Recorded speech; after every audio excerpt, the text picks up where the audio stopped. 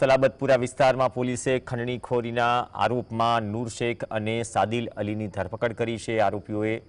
ફરિયાદીનું બાંધકામ ન તોડવાની ધમકી આપીને લાખો રૂપિયાની ખંડણી માંગી હતી અને ફરિયાદીને ગાળાગાળી તેમજ જાનથી મારી નાખવાની ધમકીઓ પણ આપી હતી।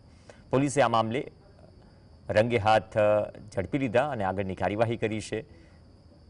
પોલીસ અનુસાર આરોપી નૂર શેખે તેમનું બાંધકામ ન તોડવા માટે રૂપિયા 10 લાખની ખંડણી માંગી હતી અને ફરિયાદીએ બાંધકામ માટે કાયદેસર પરમિશન હોવા છતાં નૂર શેખે સતત ધમકીઓ આપી અને પૈસા ન આપવા બદલ ફરિયાદીના બાંધકામનો શેડ તોડી નાખ્યો હતો। ફરિયાદ લીધા બાદ 50,000 જે આપવાના એ લોકો વચ્ચે નક્કી થયા હતા એ 50,000 રૂપિયા જ્યારે એમને આપવા માટે ગયા ત્યારે અમે અમારા પંચો રૂબરૂ એ લોકોને આ મુદ્દામાલ જ્યારે એને આપ્યો અને પછી જે રિકવર કરવામાં આવ્યો જે આરોપી સાદિક અલી છે એની પાસેથી ત્યારબાદ પોલીસે એનું વિગતવારનું પંચનામું કરી અને આરોપીને અરેસ્ટ કર્યો અને એની સાથે સાથે નૂરુ ચાઇનીઝને પણ અરેસ્ટ